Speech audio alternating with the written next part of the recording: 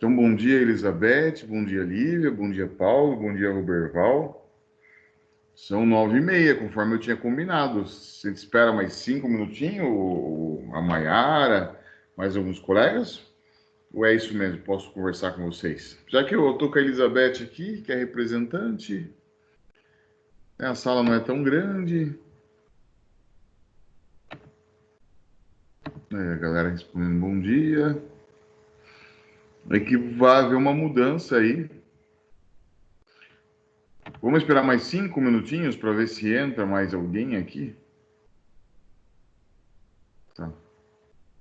Então, me perdoem vocês que estão presentes, que estarão no horário certo. Mais 5 minutinhos, até 9h35. Se alguém puder mandar mensagem para o restante da turma, eu preciso assim, vocês para mim já dá uma festa aqui, né? Mas se tiver mais gente é melhor, porque depois ou eu vou ter que ficar repetindo para os outros, ou vocês que ouviram que eu estou falar aqui, vão ter que ficar repetindo para os outros, né? Então vamos ver se entram aí para a gente não ficar repetindo.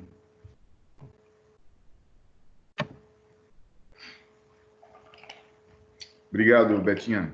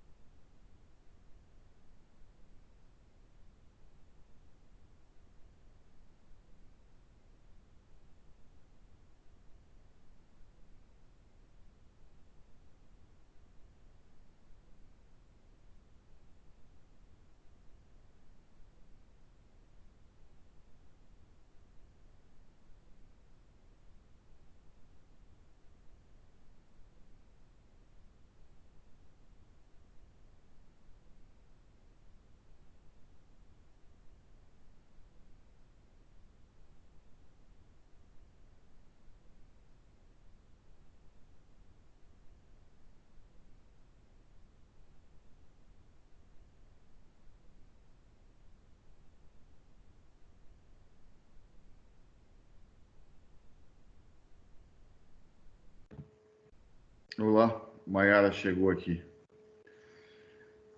Já acordou, Maiara? Tá tudo bem? Tudo bem. Bacana, bom te ver aqui. Pessoal, é o seguinte, deixa eu só dar mais uma olhada. É isso mesmo, esse aqui.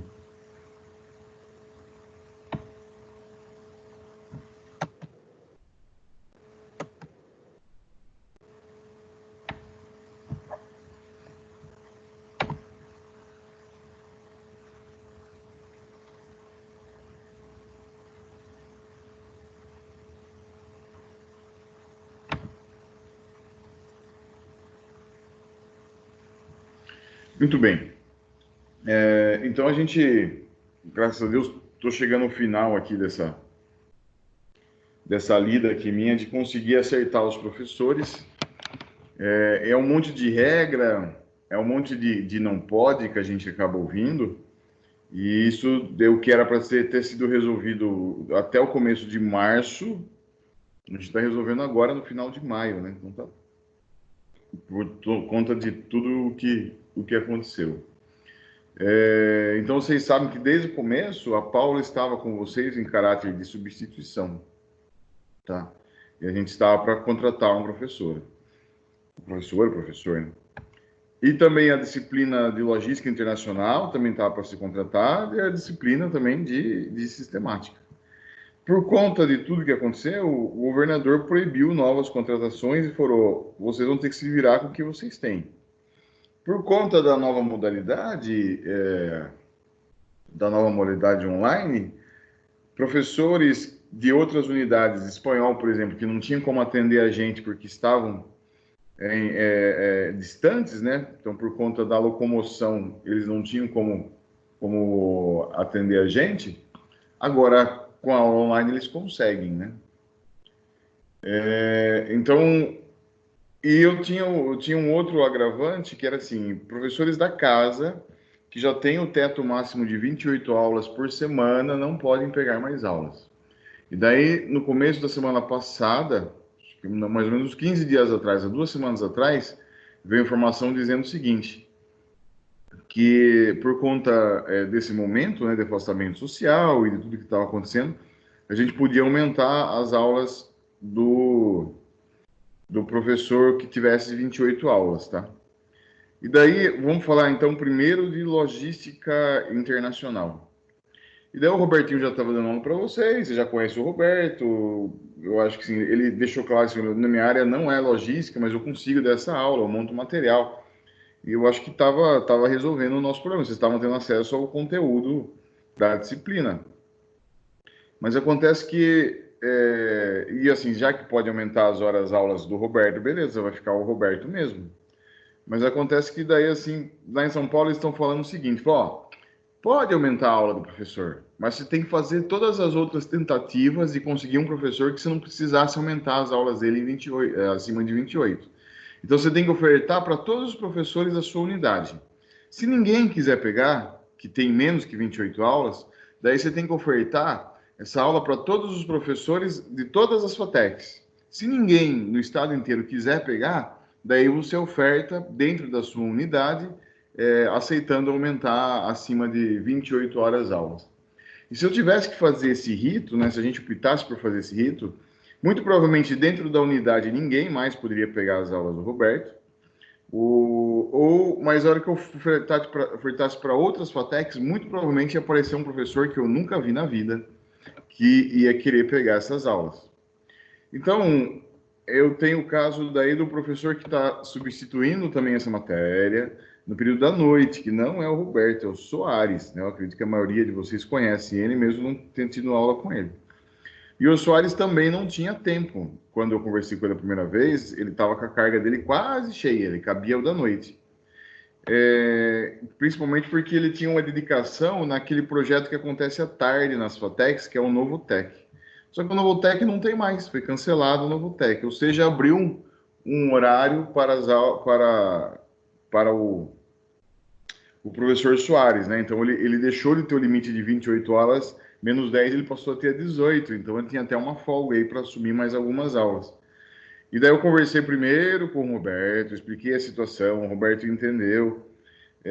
Na realidade, o Roberto, de fato, ele estava ajudando, assim, de bom coração, mas, assim, ele não contava com essas aulas como salário, ele não contava isso para ele. Então, isso para ele não vai ser dolorido nesse sentido, que é uma preocupação que a gente tem que ter. Se alguém passou a ganhar uma aula, ele acostumou com aquele salário, nem que seja um mês.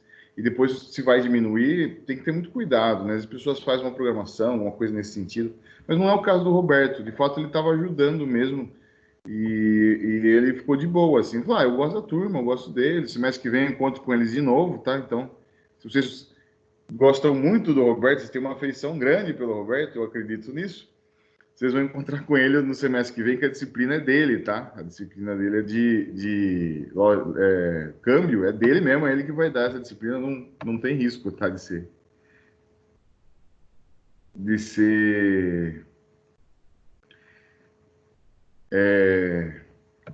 e vocês vão ficarem com o Roberto, tá? Então, o semestre que vem vocês vão encontrar ele em câmbio, tá? Que é a disciplina dele. Mas esse semestre não tem jeito. Então, eu espero que eu tenha sido claro com vocês. O Centro Paula Souza, ao mesmo tempo que ele permite algumas coisas, depois ele tem um foco. E qual que é o foco dele? É economizar. O foco dele não quer contratar mais professor, ele não quer que você trabalhe mais que 28 horas aulas, ele quer economizar. E por querer economizar, ele acaba colocando algumas exigências que para nós se traduz como o quê? Como burocracia, só atrasa, né? Imagine se eu tiver que pedir para alguém vir de fora, tem todo um tempo também desses editais, né? Levar no mínimo mais 20 dias para eu conseguir achar um cara de fora para dar um mês de aula para vocês. Então essa solução caseira foi melhor, entendeu?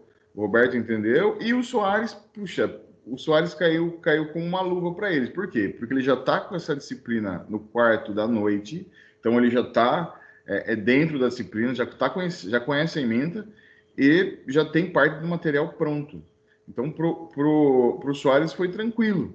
E o Soares, ele tinha 10 aulas do Novotec que ele deixou de ter. Então, também uma preocupação. Ele vai poder aí se ajustar aí sem ter muitos prejuízos aí no salário dele, que a gente tem que ter essa atenção com o meu amigo e colega de trabalho, tá? Então, inclusive, daí assim, com relação aos horários, tá? Eu acho que vocês tinham um combinado de horário com o Roberto, que era na quarta-feira mesmo. O Soares tem um combinado, eu mandei as horas da aula para ele, ele vai ficar na quarta-feira mesmo, mas daí eu acho que ele vai ter que conversar com vocês, que ele comentou algo de talvez adiantar esse horário para 7h30, mas ele não fechou. Falou, tem que falar com a turma, né? Tem que ver com vocês. Então a aula de vocês de quarta-feira está das 9h10 às 10 para 1. Daí ele está pedindo para mudar para as 7h30 às 11. Eu sei que não é legal acordar para assistir a aula às 7h30, né? Duvido que um de vocês assista a aula às 7h30 fora da cama. Mas o que eu percebo nessa sala aqui, ó, só de mensagem que eu acabei de ver, é que a Carol tá fazendo a festa, né? Quando voltar no presencial, ela vai ter que resolver se ela vai para a noite ou vai ficar de manhã, porque não dá para a pessoa arrumar emprego e sair 10 horas da manhã com um curso que vai até 10 para 1 para ir para o emprego, né? Do jeito que está online, com essa possibilidade de assistir offline, assistir depois, então eu entendo que a Carol, nesse momento, está usando um benefício que cabe a todos, também coube a ela e também ajudou ela, não pecado nenhum. Nesse semestre ela fazer o que ela está fazendo, não tem problema nenhum.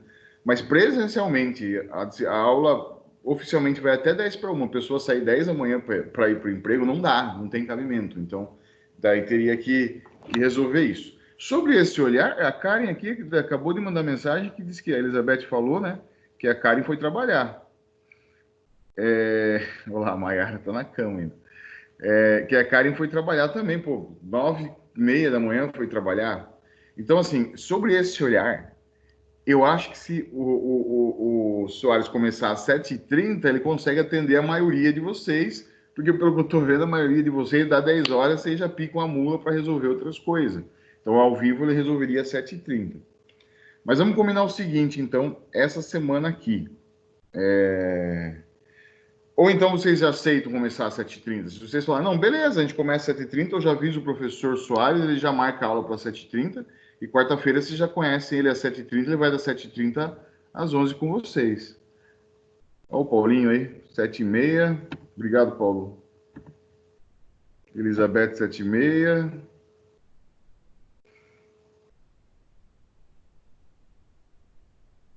Pode ser, Maiara, 7h30 na quarta-feira, que daí eu já aviso ele, ele já acerta isso, entendeu? Já bota lá na programação.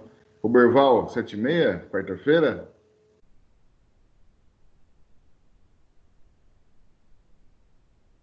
Já estava 7h30 com o Roberto? Então, beleza. Então, fechou. Eu acho melhor sobre esse ponto de vista que vocês têm compromisso, entendeu?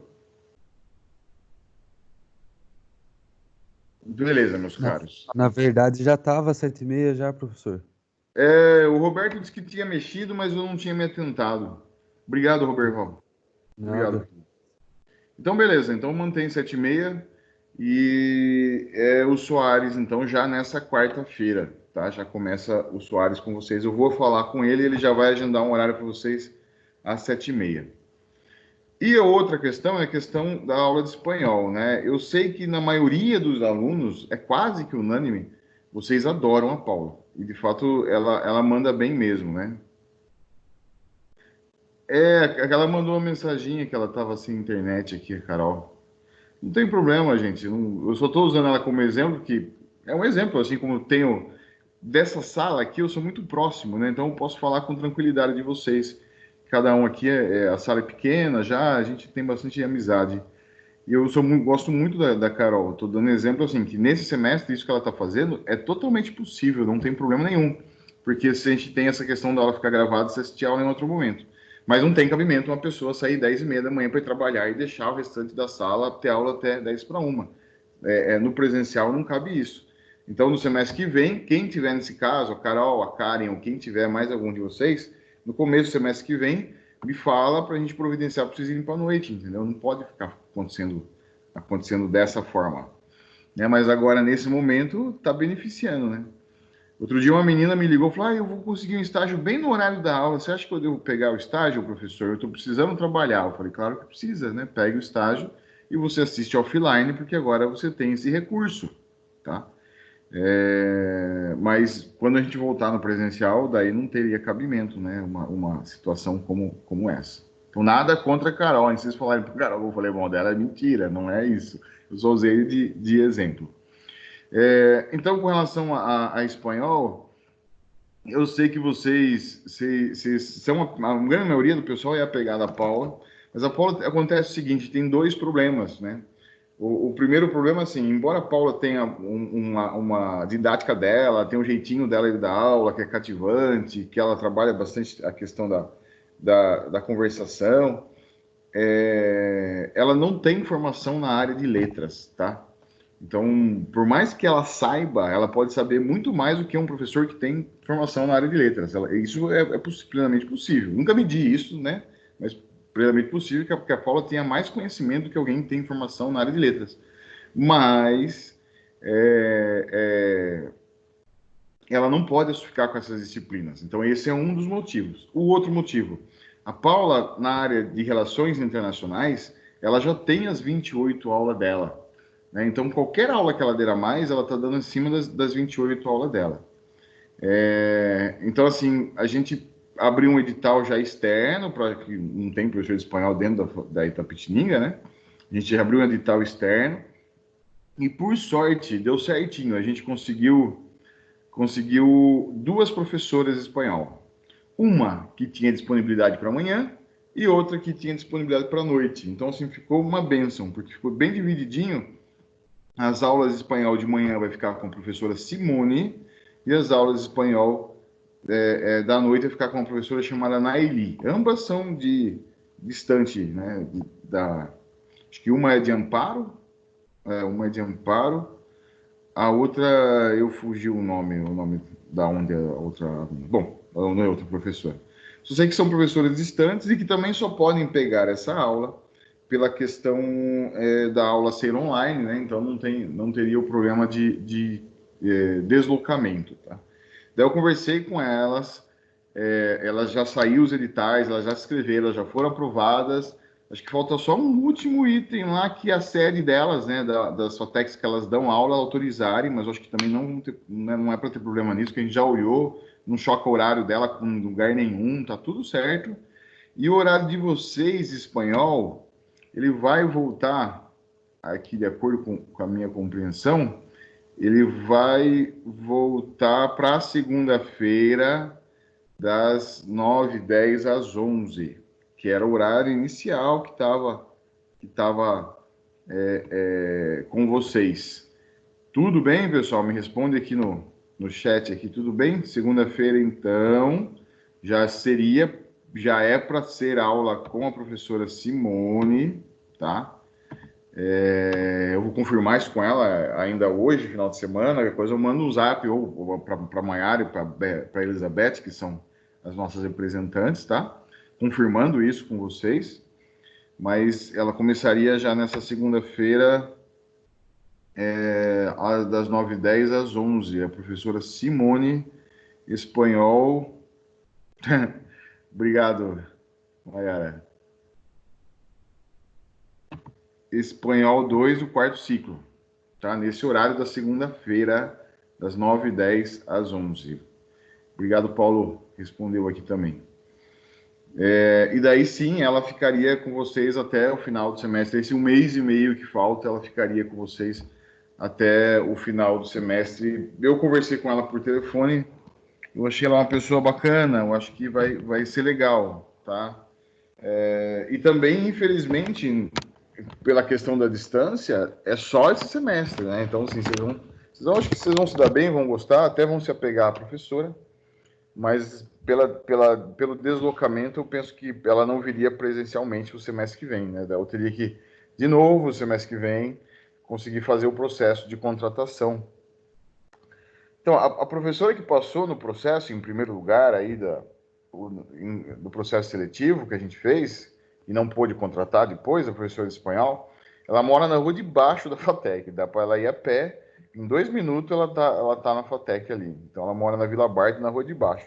Ela já é professora das ETECs, na área de espanhol também. Então, já é uma professora, ela é bem bacana, a professora que passou, que a gente estava para contratar, é Luana o nome dela. A gente estava bem entusiasmado em conseguir fazer essa contratação. Mas como o governador proibiu, não teve como, tá? Então, eu tenho bastante confiança que o semestre que vem a Luana vem e vocês vão ter aula com ela, que eu acho que vai ser um ganho bacana. Quanto a Simone, que vai dar aula online, também eu percebi que é uma professora experimentada, né? Ela é coordenadora também em uma outra instituição, então é alguém que já tem experiência na área de ensino. O que ela falou aqui, Betty? Não, vai ser na segunda às 9h30. Às 9h20. 9h20.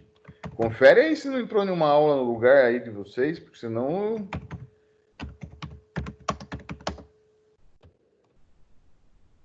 Senão eu tenho que pensar aqui, gente. Segunda às 9h20. Professor, pelo que eu Fala, vi Paulinho. aqui, o horário normal mesmo, que era para ser desde o começo espanhol, é segunda das 9h20 até as 11 horas. Deixa eu procurar outro aqui. Só tem 2 aulas mesmo, Paulinho? É só um. Ah não, é que eu puxei o outro espanhol também.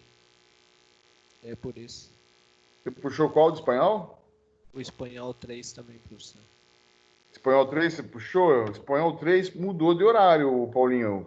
Ah, Talvez tá dê tudo pra você. esse espanhol 3 aqui, professor. Eu vou ter que dar uma olhada ainda. Espanhol 3, eu acertei com ela na quinta-feira, as 2 últimas, das 11h10 a 10 para 1, tá? Espanhol 3. Não sei se vai dar para você, Paulinho. Entendi. Não dá, professor. Tem. Bate com a aula de inglês, parece. Daí esse que vocês Eu puxarem. já desencanei dessa daí, na real. Não Oi? tem como. Essa daí eu já É só, desencanei, porque desde o começo ela tá batendo contra as aulas. É, é quando, só quando, inovação que deu certo. É, só inovação mesmo. é, esse aí é muita coisa que eu não consigo, entendeu? Eu tenho que Não, ajustar o mas horário do beleza, professor. professor, tem problema Por, não. Tem problema não. infelizmente, esses pequenos prejuízos, infelizmente, vocês têm, né? É um pequeno prejuízo porque, assim, vocês estavam adiantando, né? É bacana, acho bacana esse processo de vocês querem adiantar. Mas agora, infelizmente, não vai bater. Entendi. Mas tem problema não, professor, esquenta a cabeça. Beleza, beleza. Bom, meus caros, é isso, tá? Acho que aqui eu já falei com a maioria da sala. Depois, se as representantes puderem avisar o restante da sala que segunda-feira, então, as representantes avisam essa questão da troca do Roberto para o Soares e que segunda-feira a gente vai ter aula de espanhol. Se não for ter a aula de espanhol, eu aviso vocês, tá? Se ainda tiver alguma coisa burocrática para acertar, que ela não possa dar essa aula, mas eu acho que ela vai poder sim, tá? É isso. É, Se vocês tiverem alguma observação, alguma dúvida, eu estou à disposição, tanto agora aqui quanto em outro momento. A maioria de vocês, acho que tem o meu WhatsApp, pode mandar mensagem para mim. Ou então, através das duas representantes, também pode entrar em contato comigo e a gente vamos conversar. Eu estou à disposição. É Simone, é isso mesmo, Mayara. Tá bom? Bom, na semana passada, na último encontro nosso, a gente fez uma revisão de classificação fiscal. Hoje a gente vai para a formação de preço. Deixa eu abrir aqui o meu PowerPoint aqui.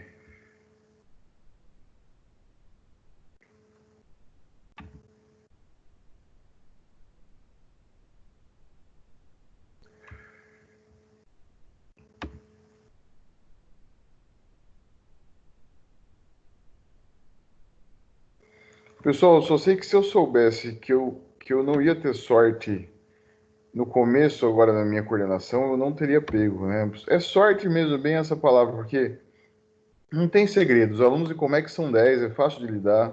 Os professores de comércio exterior também são bem bacanas, é bem fácil de lidar. Na verdade, eu não encho o saco de ninguém, não preciso ficar falando com ninguém, pegando no pé de ninguém, não faço isso, porque não precisa. A gente sempre tem uma conversa amigável. Mas essa questão da falta de professores fez com que eu ficasse mais careca ainda, entendeu? Eu já cuido bem dos poucos cabelinhos que eu tenho, mas dessa vez realmente foi bem estressante. E embora a gente já está quase indo para os finalmente, eu juro para vocês que a sensação de felicidade de conseguir resolver um problema que está se arrastando há muito tempo, para mim foi muito grande. Então, essa semana que eu vi que eu tinha duas professoras e que dava certinho para uma ficar com as aulas da manhã, outra ficar com as aulas da noite, e nenhuma turma minha ficar sem aula, foi uma sensação de felicidade muito grande, tá? Eu imagino que quem ganha na loteria tem uma sensação de felicidade muito maior do que essa, mas eu acho que eu consegui sentir um pedacinho, né, do que seria isso.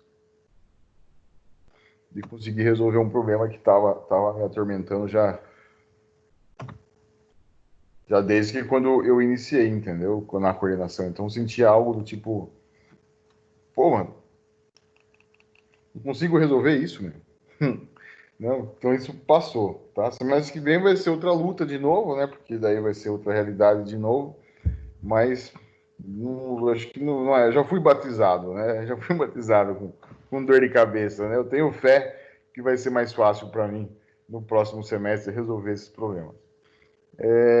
Meus caros, vamos lá então. Vamos falar aqui da formação de preço. E eu costumo falar o seguinte: não tem como você ser um profissional de comércio exterior se você não souber NCM, se você não souber Incoterm, se você não souber calcular o preço de quando tu vai chegar a mercadoria no exterior, e se você não souber calcular o custo de uma importação. Então, assim, são coisas básicas que você tem que saber. A mesma coisa, vamos pegar enfermeiro, né? Enfermeiro que não sabe colher uma amostra de sangue, não sabe dar uma injeção, não sabe fazer um curativo, não sabe às vezes, limpar um paciente, né? Um paciente que está precisando de mais cuidado, que precisa ser limpo, não é nem banho, eles vão lá e passam um pano. Mas tem que saber fazer isso. Então, não é um enfermeiro. E aí, é uma coisa, o profissional do comércio exterior, né? Não seria profissional do comércio exterior se não souber esse tipo de coisa, né? Se não souber fazer uma conversão de câmbio corretinha, se não entender dos modais, dos diferentes tipos de modais de transporte, são coisas que a gente tem que saber. E a formação de preço também é uma delas, tá? Eu vou passar uma contextualização inicial e depois eu vou apresentar aqui a forma de cálculo que é utilizado. Se der tempo, a gente começa um exercício hoje, né? Senão, a gente tem mais algumas aulas para fazer esses exercícios. Nos semestres anteriores, eu separei as provas de cálculo das provas teóricas. E eu acho que eu vou fazer a mesma coisa esse semestre aqui, entendeu? Acho que, então, assim, está previsto uma avaliação só, mas eu vou dar a avaliação na semana de prova, lá no final de junho, eu vou dar essa avaliação. Mas antes a gente vai combinar e vai fazer algumas outras avaliações, porque senão é muita matéria para vocês. Eu acho que não é legal acumular muita coisa, tá? Então, os cálculos elaborados para a determinação do preço de exportação de um produto têm representado, para um grande número de casos, um dos problemas mais acentuados enfrentados pela empresa quando esta decide atuar na venda externa de seus produtos. Então, segundo esse autor aqui, esse autor é famosão na área, tá? Ele escreveu um livro chamado O Exportador. É o Luiz Martins Garcia. Então, ele diz que isso aqui é uma grande dificuldade para as empresas. E é verdade. Então, uma empresa que é leiga no assunto tem sim essa dificuldade. Para isso que existem os cursos de comércio exterior, tanto os cursos das faculdades, quanto os cursos livres ligados à área de comércio exterior, para isso que existe isso. Para que esses profissionais que venham atuar nessas empresas tenham essa competência de conseguir fazer esses estudos. Então, para isso que nós existimos, é justamente para suprir essa deficiência. Talvez um profissional ou um empresário um pouco prepotente acima da média, né, um pouco mais prepotente do que a média, fala, não preciso de ninguém, eu mesmo vou fazer o cálculo. Com certeza vai fazer errado, né, porque ele tem vários nuances que tem que ficar atento para a formação do preço. Ao se lançar ao mercado de exportação, deve-se conhecer previamente a existência daqueles mercados menos procurados internacionalmente, no quais a concorrência aliada a outros fatores apresenta-se menos acentuada. Nestes, as perspectivas de se alargar as margens de lucro, e por isso o preço, são maiores. Aqui o que o Garcia está falando é aquilo que a gente já fez no começo dessa nossa aula, dessa disciplina, né? Aquelas reflexões que nós fizemos no começo da disciplina, a respeito de você achar um mercado que seja interessante para o seu produto. Lembra que a gente olhava lá, quem que mais compra no mundo? Quem que mais compra no Brasil? Se você perceber que quem mais compra no mundo não compra nada do Brasil, então muito provavelmente é porque o Brasil não consegue atender as exigências daquele país. Então não adianta você bater naquela porta que você não vai entrar. E essa decisão de qual país que você vai tentar entrar também passa para você olhar e falar assim, mas quem que já está lá? Quem que já está vendendo lá? Porque se você vai entrar num país com um produto que já tem alguém muito forte vendendo, muito provavelmente, ao entrar nesse país, você teria que entrar com uma estratégia de preço. O que é uma estratégia de preço, né? Uma estratégia de marketing de preço. Você entrar com uma margem muito pequena ou quase sem margem, para o seu produto ficar mais barato que o concorrente, para as pessoas conhecerem o seu produto. E quem sabe daqui a um momento eles também passarem a ter preferência pelo seu. Mas se você tem alguém que é muito forte, que domina o mercado, ele também já tem uma estratégia de preço forte. Então é difícil quebrar esse cara. Não que é impossível, mas é difícil conseguir entrar onde ele já está dominando. Ao se propor calcular o preço de exportação de um produto, deve-se analisar com detalhes os componentes de seu custo e respectivas margens mínimas de lucro que se tenciona, né, que se tem a intenção a ele agregar. Sim, Também isso é algo que o pessoal, o produtor rural, às vezes não faz bem feito e é fundamental para qualquer atividade, atividade do produtor rural, atividade da indústria, a atividade de quem faz trufa em casa para vender, atividade de quem faz bolo para vender. Qualquer coisa que você vá fazer e depois vai vender, você tem que saber o quanto custou para você produzir. E é comum, aqui de fato é comum, porque muitas pessoas fazem um custo superficial, né? Você pega assim, a pessoa que vai fazer trufa para vender, ela vai considerar o custo do chocolate, o custo do recheio, o custo da embalagem, mas ela esquece do gás, ela esquece da geladeira, que ela encheu de trufa na geladeira, ela esquece que ela vai, se ela for vender no centro da cidade, pôr numa cesta, vai vender na rua, no centro da cidade, ela esquece que ela tem que a passagem do ônibus, né? Ela esquece que ela tem também o que comer lá no centro, né? Ela tem que levar alguma coisa para ela comer. Tudo isso gera custo. E isso é comum ser negligenciado por empresários ou empreendedores que não tiveram o adequado treinamento, né? Então, assim, nenhum pecado vender trufa na praça. Aliás, muito louvável a ação empreendedora.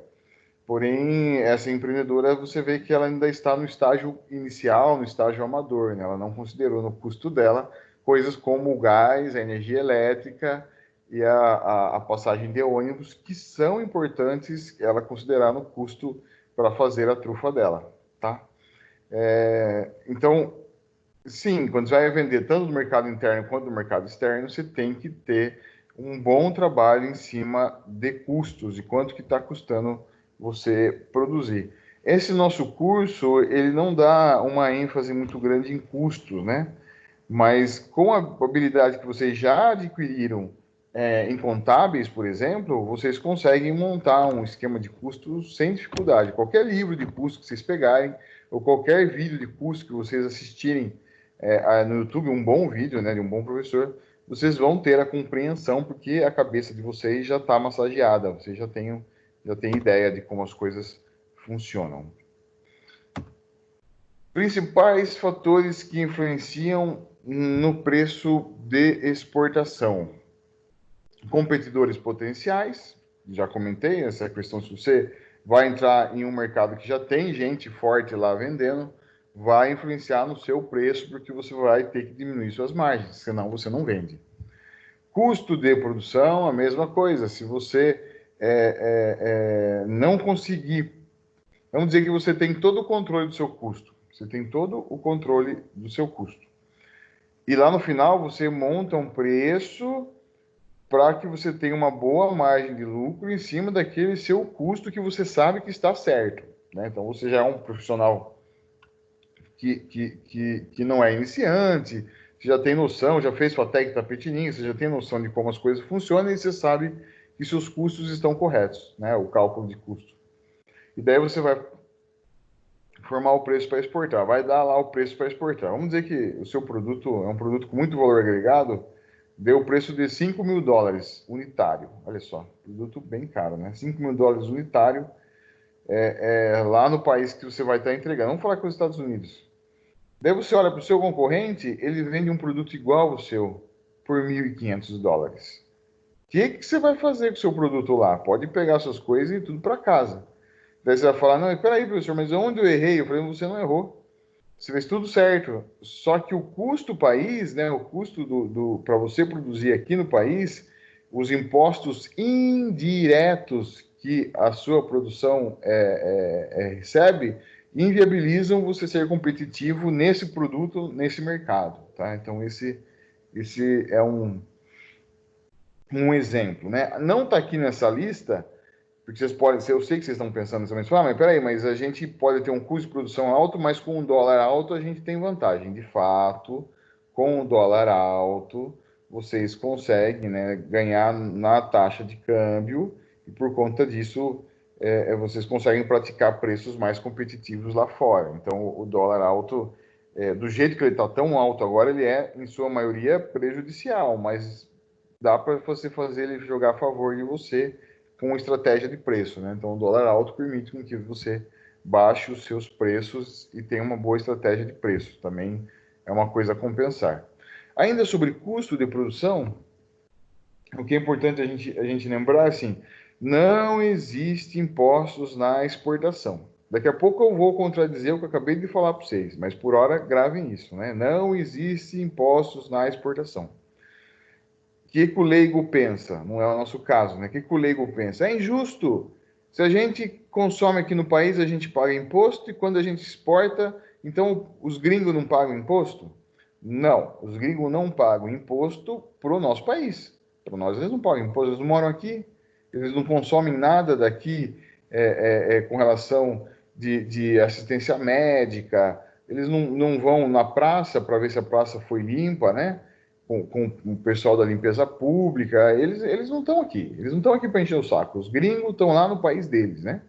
Então eles não pagam imposto para o nosso país, por isso que o nosso produto sai sem imposto nenhum. Mas quando o nosso produto chega, vamos dizer que eu estou exportando para a Inglaterra, né? Chega lá para o inglês consumir, o inglês vai pagar o imposto do produto brasileiro que ele está consumindo na Inglaterra. Vai pagar imposto para quem? Para a rainha. Ora, pois, né? Vai pagar imposto para o governo da Inglaterra, porque aquele produto está sendo consumido lá, e o imposto é sobre o consumo. Então, por ele consumir aquele produto lá, ele vai pagar o imposto para a rainha, né? Ou para o governo inglês, que é o mais correto, tá? E então, assim, não é que não tem imposto, né? Na mercadoria, não é que o gringo é mais privilegiado, nada a ver. Ele vai pagar imposto para o país dele. E nós aqui? Nós, se eu quero ter um produto competitivo, se o governo quer me ajudar a um produto competitivo, então também não pago imposto na exportação, que seria meio ilógico, né? E essa é a função de não ter impostos na exportação. Porém, na minha cadeia produtiva, eu tenho impostos, sim, indiretos, que vão encarecer o meu produto. Tá? Isso também está ligado ao custo de produção. Por exemplo, encargos sociais, né, ligado à folha de pagamento, ligado à mão de obra, eles ocorrem independente se aquela produção vai ser exportada ou não.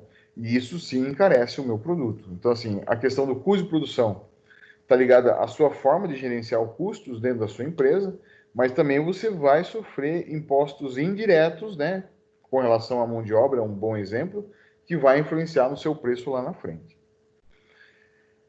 Tratamento tributário aplicado à exportação, é o que eu acabei de comentar, vocês não têm impostos, né, via de regra não tem imposto na exportação. Via de regra, o inverso é totalmente verdade. Então, na importação, o produto que vem do exterior, muito provavelmente ele não venha com imposto algum, porque senão ele não seria competitivo no nosso mercado. Chegando aqui, por ser importado, ele vai pagar o quê? Imposto de importação. Beleza. Acabou aí? Não. Ele pagou o imposto de importação porque ele é importado. Mas se ele vai ser vendido e consumido no mercado interno, aqui no Brasil, ele vai pagar todos os outros impostos dos outros produtos que são produzidos aqui e vendidos aqui. Então, o produto que vem de fora, ele paga um imposto a mais do que e todos os outros impostos que são ligados aos produtos produzidos aqui no Brasil e vendidos aqui no Brasil. É essa a ideia do tratamento tributário aplicado à exportação. Eu tiro os impostos na exportação, enquanto que na importação eu coloco todos, tá? Porque aquele produto vai ser consumido aqui. E despesas de exportação? Despesas de exportação é tudo que é relacionado às despesas logísticas, bem óbvio, né? As despesas aduaneiras, que é o despacho aduaneiro de exportação e de importação. As despesas bancárias também acontecem, né? Dependendo do que for, carta de crédito tem um custo, né? Então, todas as despesas relacionadas à exportação, tá?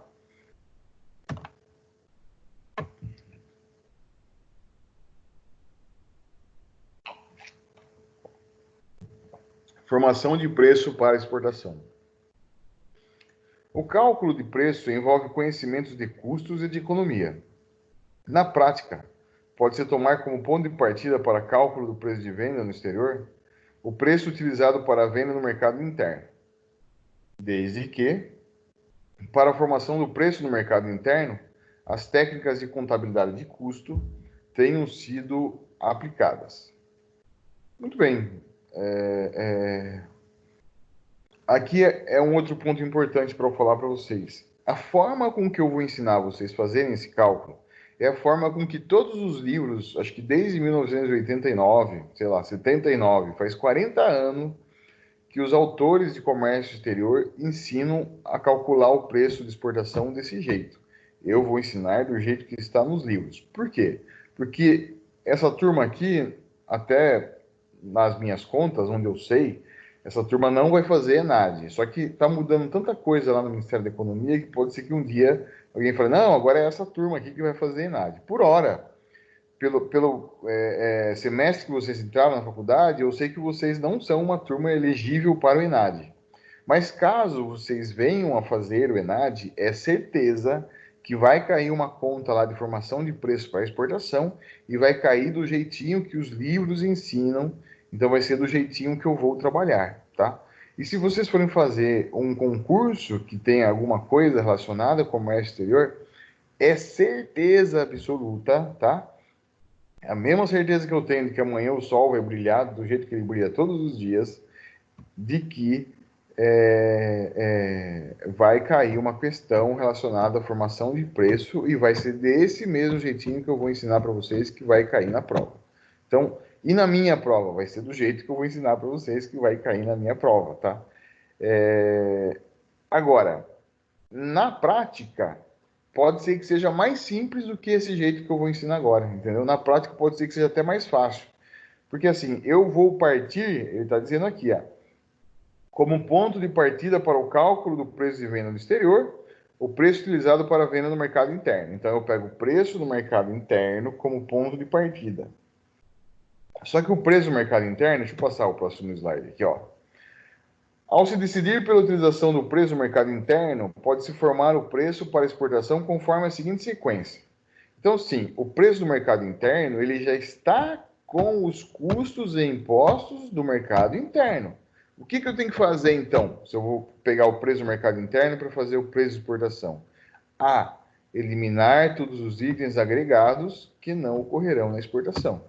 Então, esse vai ser o primeiro passo que eu tenho que fazer, seguindo aqui essa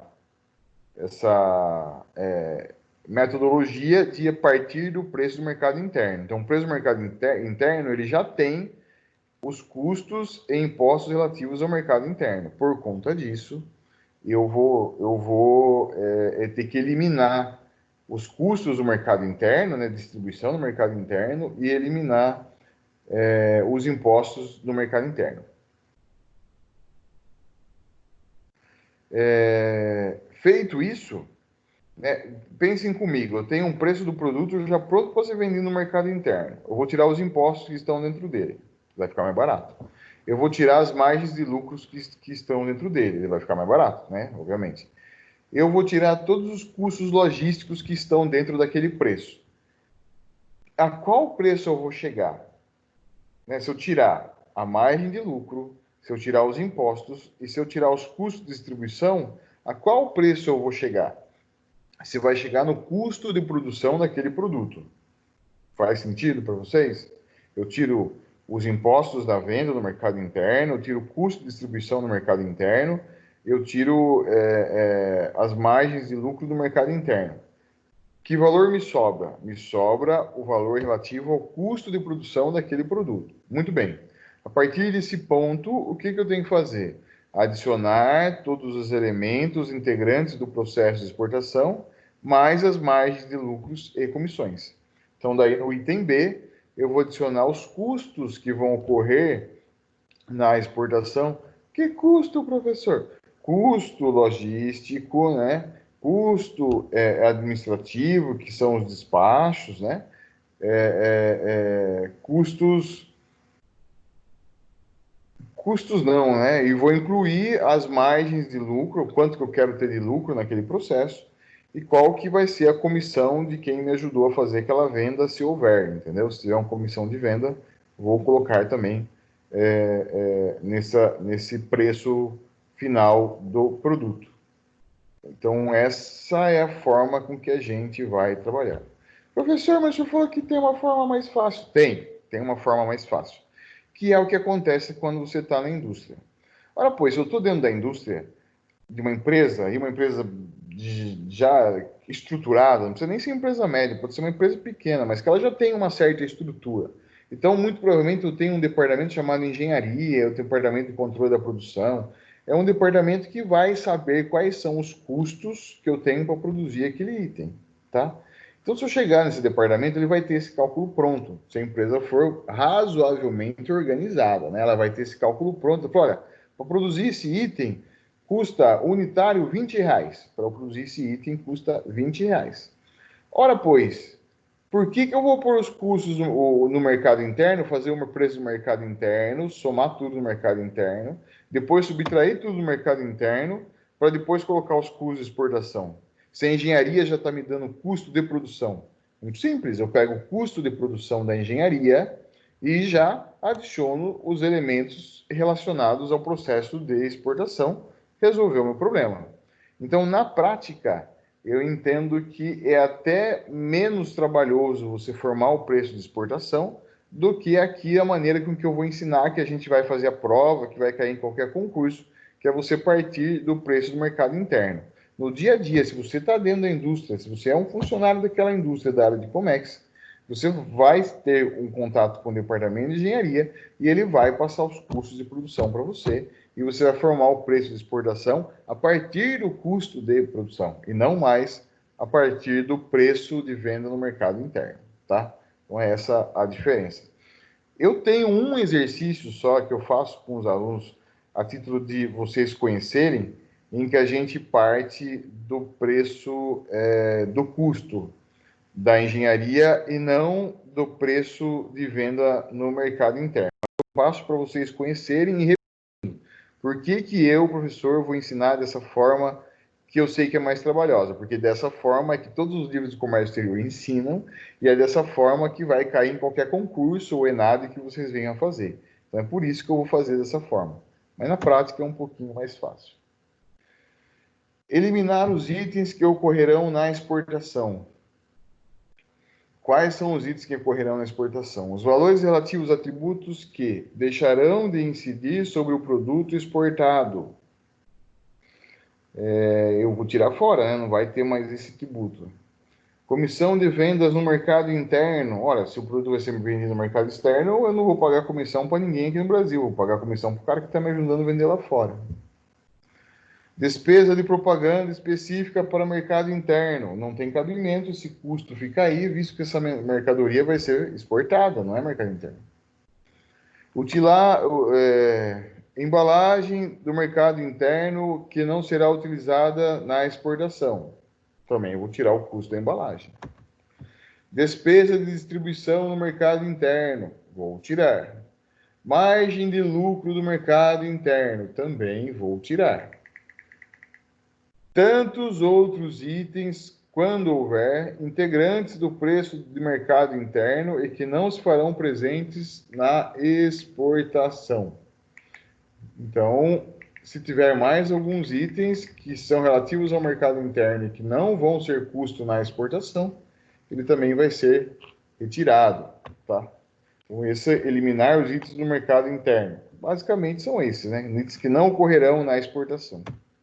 Acrescentar os elementos integrantes do preço de exportação. Embalagem de apresentação e transporte a serem utilizadas. Despesa de transporte seguro conforme acordo de responsabilidade entre as partes. Comissão de agenciamento ou representação, se houver. Eventuais impostos. Professor, mas você falou que não tem imposto na exportação. Não tem mesmo, tá? Não tem imposto na exportação. O que pode acontecer, por isso que está escrita a palavra eventual aí, né? Eventuais impostos. O que pode acontecer é que se o governo não quiser que uma mercadoria saia do país para não haver desabastecimento dessa mercadoria no país, ele coloca o imposto de exportação para desincentivar as exportações naquele momento. Mas isso é muito raro, muito difícil de acontecer. Então, eventuais impostos, por isso que são eventuais, né? Mas a gente não vai fazer nenhum cálculo que tenha imposto de exportação, porque é muito raro isso acontecer na vida da gente. Eu deixei aqui só para vocês saberem que existe, né? Mas não é aplicável, tá? Eu ouvi dizer, eu vi em uma das reportagens, que a China colocou imposto de exportação com relação a esses materiais que estão sendo usados para combate à Covid, porque estava faltando na China. Lá, uns mês e meio atrás, mais ou menos, eu ouvi algo nesse sentido. Mas o que teria uma lógica, né? Se a China também tem um problema lá da pandemia e ela não está ficando com nenhum material que está sendo produzido lá porque está sendo tudo exportado. Então, algo nesse sentido aqui no Brasil teria razão de ter um eventual imposto sobre a exportação. Mas eu penso que esse caso da China não foi para frente, né? Até mesmo porque ela já resolveu esse problema internamente. E agora o que ela mais quer é exportar material de saúde para o mundo todo, né? O que ela mais quer é isso. O que mais que eu tenho que acrescentar? Eu tenho que acrescentar a margem de lucro desejada para a operação, vistos consulares, se a operação exigir alguma coisa que tenha custo com relação a isso, outros elementos exigidos até o efetivo despacho da operação. Então, eu tenho que fazer esse acréscimo aí desses custos que ocorrerão na exportação. Lembrando que uma variável muito importante no processo do cálculo de preço de exportação é a variável Incoterm. Se eu vender FOB, a minha formação de preço será FOB, e eu vou considerar todos os custos logísticos e todos os custos administrativos que são do exportador, conforme determinado na regra do Incoterm e FOB. Então, eu vou considerar todos os custos de despacho aduaneiro, todos os custos logísticos até eu colocar mercadoria dentro do navio. Quanto custou para colocar a mercadoria dentro do navio? Tanto. Em cima disso, eu vou colocar a minha margem de lucro e se houver uma comissão para eu pagar para o agente, também eu vou colocar a comissão do agente em cima disso. Então, vai lá no preço FOB. Então, o seu preço de exportação será o preço FOB de tanto. Mas se o seu cliente falar, não, por favor, resolve isso para mim, me vende CIF, contrata o frete internacional e contrata o seguro internacional também e me vende CIF, por favor, para mim é melhor. Eu pago adiantado se você me vender CIF. O exportador fala, beleza, eu vendo CIF. Mas daí, antes dele formar o preço CIF, né, ele vai ter que acrescentar o custo do transporte marítimo internacional e também do seguro marítimo internacional para aquela venda, para que ele saia então do preço FOB e chegue no preço CIF, tá? Então, de acordo com o Incoterm, vai mudar. Ah, eu não quero mais CIF, me vende DAP, Delivery at Place. Você vai pegar os custos relativos à parte logística para levar a mercadoria até o local combinado no país destino, conforme o seu cliente pediu. Então, você vai vender DAP, né? Delivery at Place. Então, o Incoterm é fundamental nesse processo. De acordo com o Incoterm, você vai considerar mais itens da exportação como custo ou menos itens da exportação como custo. Então, admitindo-se um produto com as seguintes características de preço de mercado interno. Preço do mercado interno, R$11.000, IPI 10%, ICMS 18%, COFINS 7,65%, piso em 65, lucro sobre as vendas 10%, embalagem de mercado interno R$200. Esses valores são todos fictícios, apenas para eu te dar um exemplo, tá?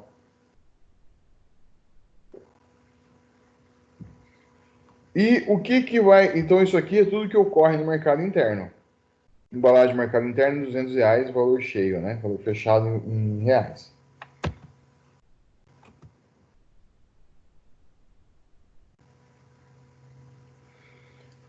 E o que vai acontecer na exportação? Então, o custo da embalagem da exportação é de R$400, o frete interno da fábrica até o porto, né? De 1.300, o seguro da fábrica até o porto 230, despesa portuária 1.150, despesa com despachante 380, lucro desejado na exportação 10% e a comissão do agente no exterior 5%. Então vamos lá. Eu vou passar aqui o exemplo geral e depois eu volto para amarrar onde a gente vai ter que fazer a regra de 3, tá bom? Então, assim, ele tem uma sequência. A primeira sequência, a primeira regra para a resolução desse problema é que eu tenho que tirar o IPI por primeiro. Se o produto que eu vou calcular, o preço de exportação, estou partindo do preço do mercado interno. Então lá, preço do mercado interno, 11 mil reais. Vou ter que tirar o IPI. IPI é de quanto? 10%. 10% de IPI. Vou tirar o IPI de 11 mil reais, 10%, R$ 1.000 igual a 10 mil reais. Eu errei a conta, pessoal? Ou a conta está certa? Eu acredito que vocês já olharam e falaram, professor, está estranho, tá? Porque 10% de 11 mil reais não são R$ 1.000. Oi? 1.100? É 1.100. Muito bem. Só que o IPI, quando você coloca o IPI, você não coloca por dentro, você coloca por fora. Então, quando você vai tirar o IPI, você tem que considerar uma base diferente, em regra de 3, tá?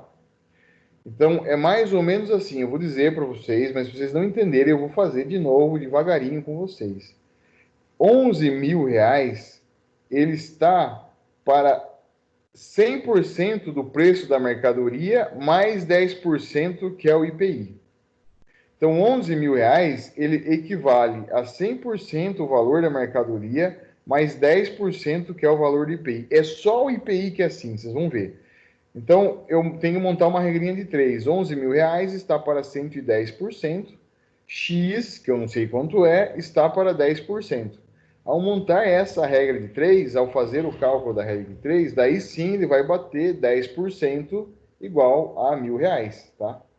11 mil reais menos R$ 1.000, 10 mil reais. Por quê? Porque esses 10% não fazem referência ao preço final. Esses 10% faz referência a 10 mil reais. Então, beleza, cheguei ao valor de 10 mil reais. Olá, preço no mercado interno sem o IPI. Tá? É assim que faz esse cálculo do IPI.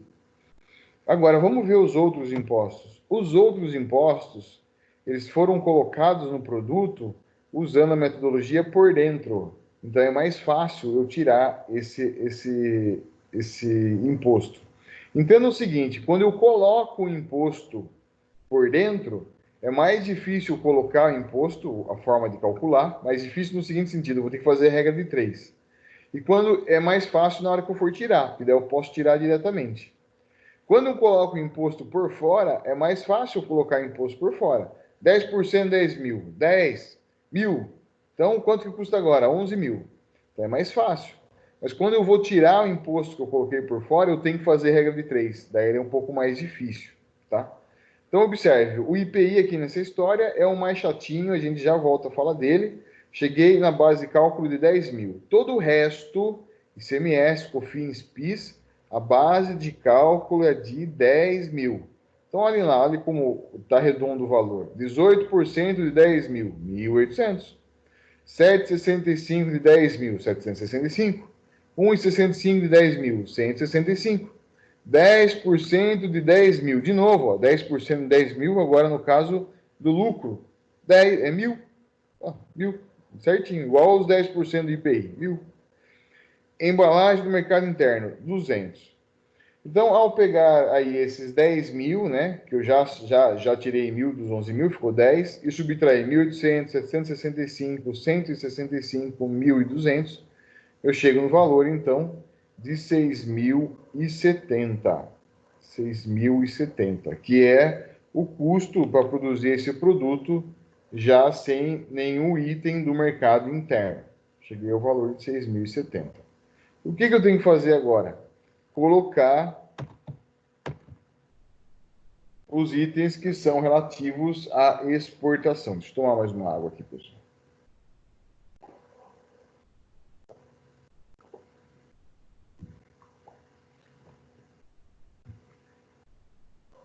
Acrescentar os elementos do preço de exportação.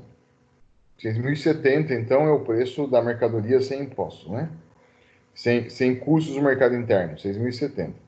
Na exportação, eu vou ter, então, embalagem de exportação, 400, frete interno, 1.300, seguro interno, 230, despesa portuária, 1.150, despesas com despachante, 380.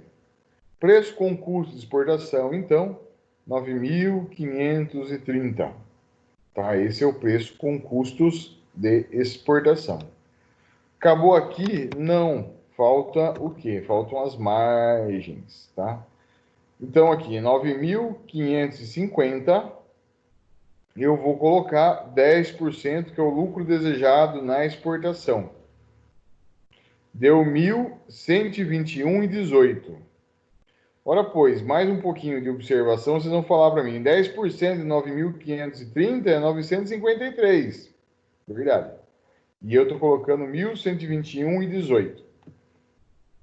Daí eu tenho preço com custo e lucro, e depois eu coloco mais 5% da comissão do agente. Então tá lá, 5% da comissão do agente deu 560,59. Preço FOB em reais, 11.211,76.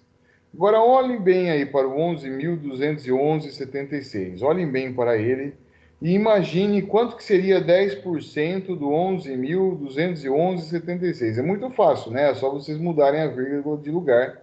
Vocês já vão ter noção de quanto seria esses 10% dos 11.211,76. E não é à toa que ele vai ser exatamente 1.121,18, que é o lucro desejado lá na exportação. Então, aqui eu coloquei o lucro e a comissão do agente, seguindo também a metodologia de colocar por dentro, que é o que é mais razoável, né? Você colocar os percentuais sempre por dentro. O que isso quer dizer? Ele quer dizer que o lucro desejado na exportação é de 10% do preço final e não do preço de custo. Como eu vou colocar 10% em cima de um preço que eu não sei qual que é, eu tenho que usar a regra de 3, tá? E a mesma coisa vale para a comissão do agente. É 5% que o agente quer ganhar no preço final. E como é que eu vou colocar 5% se eu não tenho o preço final? Eu vou ter que considerar em cima do preço de custo e também fazer a regra de 3, né? Então, você pegar aí 1.211,76 do preço final em reais, 10%, 1.121,18. Se eu dividir por 2, vai dar 560,90, que é exatamente o valor de 5% de 11.211,76, tá? Qual que falta nessa conta? O que falta para encerrar essa conta aqui? Falta eu converter para dólar americano. Quando fiz esse exercício, a última vez que eu atualizei, esse dólar estava em 3,30, que saudade desse dólar. Ele vai para 397,250 dólares, né? Então, no final, em dólar, fica uma venda relativamente baratinha aqui nessa nossa simulação, né? 3.397,50, quase 4 mil dólares o valor desse produto, né? O preço de venda nesse produto no FOB, tá bom? Não tem segredo, basicamente são duas contas, né? Vocês subtraem o que acontece no mercado interno e depois vocês somam o que vai ser inserido do mercado externo. Eu não sei porque as pessoas têm medo dessa aula, porque as pessoas se confundem tanto nessa aula, visto que vocês passaram já um semestre inteiro, né? Um semestre inteiro com o Marcelo Silvério, que é bem mais difícil, e também com o Cesário, que nem se compara, né? Que é bem mais difícil do que isso daqui, tá? Isso aqui é relativamente simples, a não ser a questão do IPI e a questão do lucro e comissão do agente no mercado externo, tá? Então, como eu falei, o IPI, a ideia do IPI é que ele é um imposto que foi colocado por fora. Então, depois que você calcular, quando a gente for fazer o preço do mercado interno, vocês vão ver isso também. Depois que eu coloquei todos os outros impostos e todos os outros custos no meu produto, o valor final que der, ele vai acrescentar o IPI ainda. Mas ele vai acrescentar por fora. O que é por fora? O valor final do meu produto é 10 mil reais. Beleza. 10% de 10 mil reais. 1.000. Ah, então beleza. Então agora o seu produto custa 11 mil.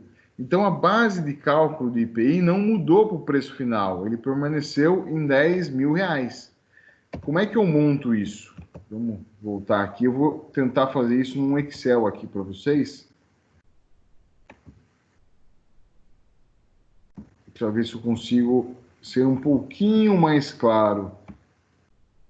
Eu confesso que é a primeira aula de cálculo que eu estou dando nessa modalidade online, motivo pelo qual eu fico um pouco preocupado de como é que a gente vai se sair na compreensão dessa aula. Mas, em se tratando de serem vocês, eu acho que a gente vai se sair bem. Deixa eu projetar aqui, então, rapidamente o meu Excel aqui, que eu vou usar como tela. Bom, vocês estão vendo aqui a carinha do Excel, né? Então, funciona assim, no caso do IPI, esse nosso exemplo.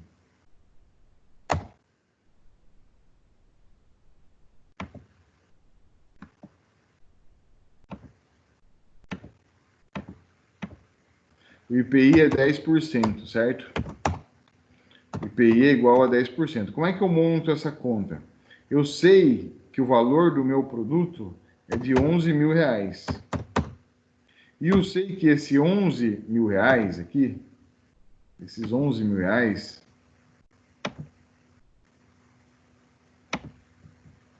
droga, esse 11 mil reais aqui, ele equivale a quanto? Ele equivale a 110% do valor da minha mercadoria. 110%. Espero que vocês consigam enxergar aqui 110%, né? Nesse formatinho aqui, vocês conseguem enxergar 110%. É só IPI que é assim. E daí eu não sei o quanto que é os 10%, que é o que eu quero saber, para eu poder eliminar lá. Então, X equivale a 10%, beleza? Acho que todo mundo enxerga aqui, então, os 10% aqui em decimal e os 110% aqui também em decimal. E montei a regra de 3. 11 mil reais está para 110, X está para 0,10. Vamos dizer que o meu IPI é de 15%, tá?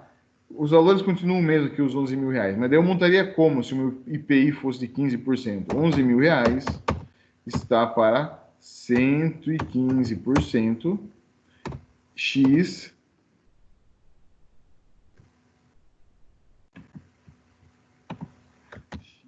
está para 15%, tá? Então, esse se eu fosse montar dessa forma aqui. 15% é 0,15, né, o burrão? Então, está para 15%. Então, IPI eu vou tirar dessa forma aqui, pessoal. Tá difícil? Maiara, tá difícil, Maiara?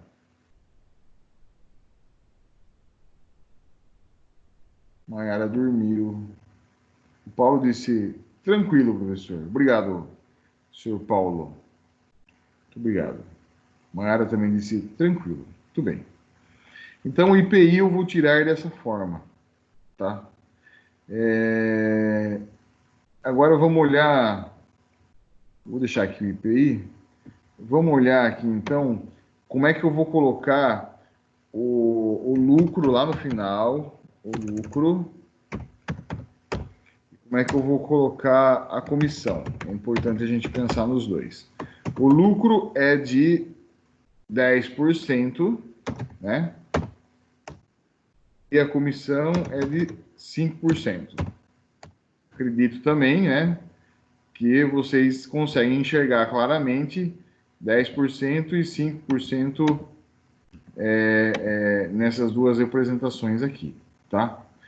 Mas ele vai ser 10% e 5% do quê? Do preço final. Preço final. E o preço final representa quanto? 100% do preço final. O preço final representa 100%. Muito bem. Também aqui 100% do preço final. Ora, pois, se o preço final é 100%, a comissão é 5% e o lucro é 10%, pensem comigo. Quanto que é o preço com todos os custos, né? Que é justamente a linha anterior lá, né? Preço com custo de importação. Exportação, pessoal, perdão. Tá, preço com custo de exportação. Aqui. Ele equivale a quantos por cento? Temos aqui uma linha de porcentagem, né?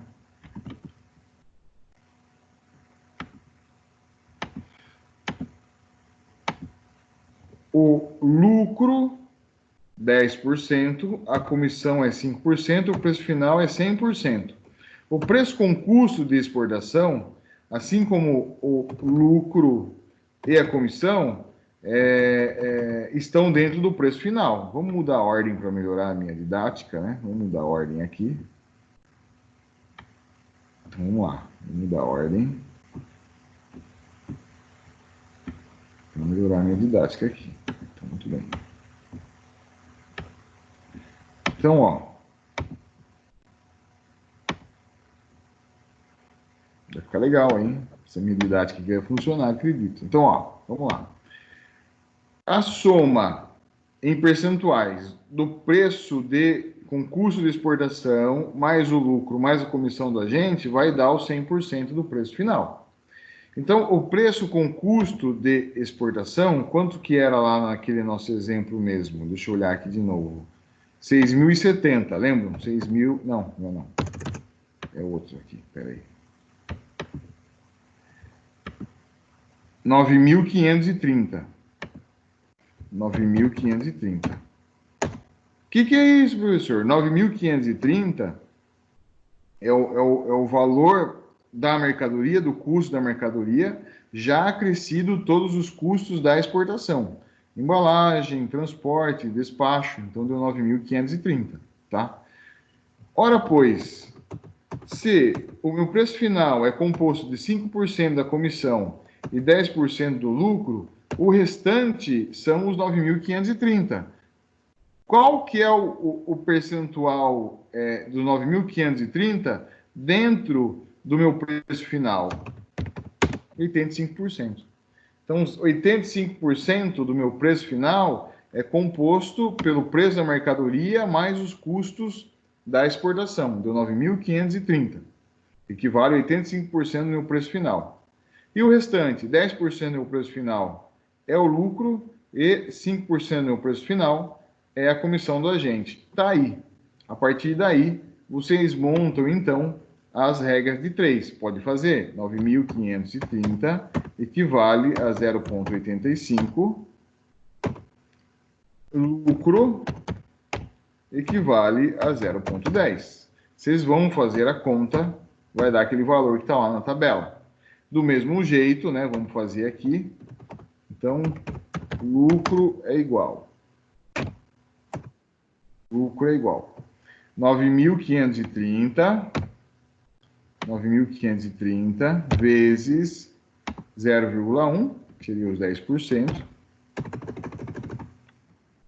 dividido por 0,85. Meu lucro, 1.121,17. Tá? Ele deu aqui umas casas a mais. Vamos diminuir aqui, eu não quero esse monte de casa aqui para causar a nossa ideia. Então, 1.121,18. Tá? A mesma coisa de novo. 9.530 equivale a 0,85, é o que equivale, a gente olhou ali. A comissão, né? Comissão equivale a 0,05, ou seja, 5%. A comissão é igual.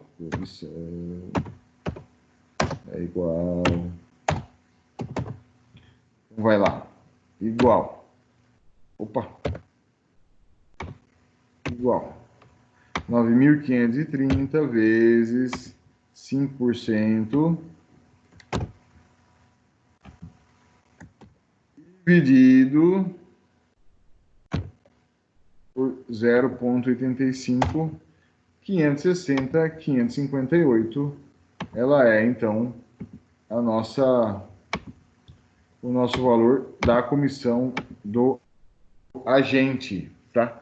Só por curiosidade, ó, vamos fazer aqui no finalzinho, ó, 9.530 mais 1.121,18 mais 560,59. Eu tenho, então, um preço final em reais ainda, né, sem transformar.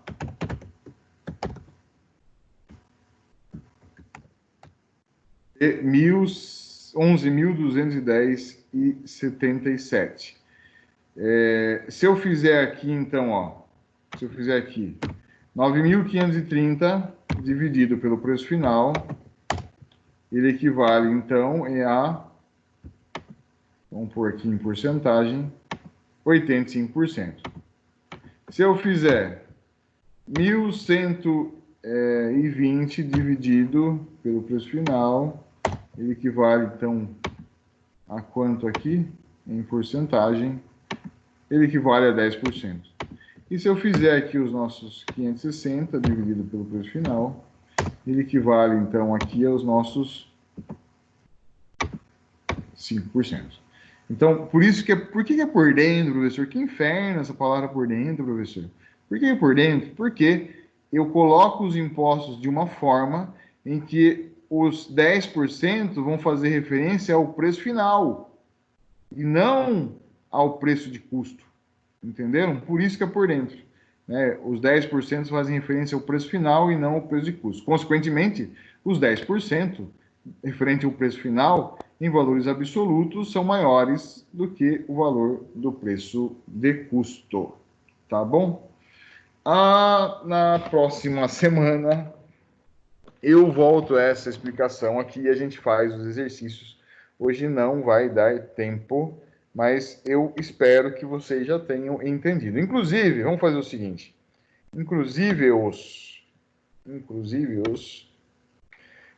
Aqui no final da apresentação, tem um exercício, tá? No final da apresentação, tem aqui, ó, exercícios.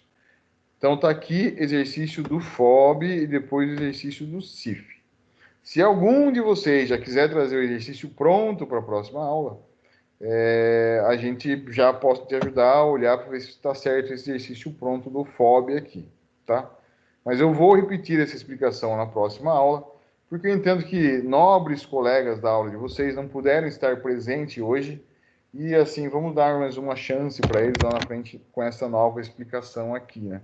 Apesar que também fica gravado, né? Também nem precisa tanto. Mas a gente vai fazer daí os exercícios na semana que vem, eu vou estar acompanhando vocês durante a aula para fazer esses exercícios de formação de preço. Beleza, meus caros? Tá? Não tem segredo. Não tem segredo. Vocês viram aqui que é muito mais fácil do que o cesário. Né? O cesário acho que judiou bem mais de vocês do que eu vou fazer agora com relação a isso. E é essa a lógica, né, de formação de preço. Não é simplesmente eu somar. Eu tenho que realmente considerar o que vai acontecer na exportação e depois botar as margens de lucros em cima do preço final. Acabei de baixar aqui, então, a planilha com a lista de presença de vocês, tá? Eu vou parar aqui, então, a nossa gravação. E continuamos o nosso bate-papo na próxima semana.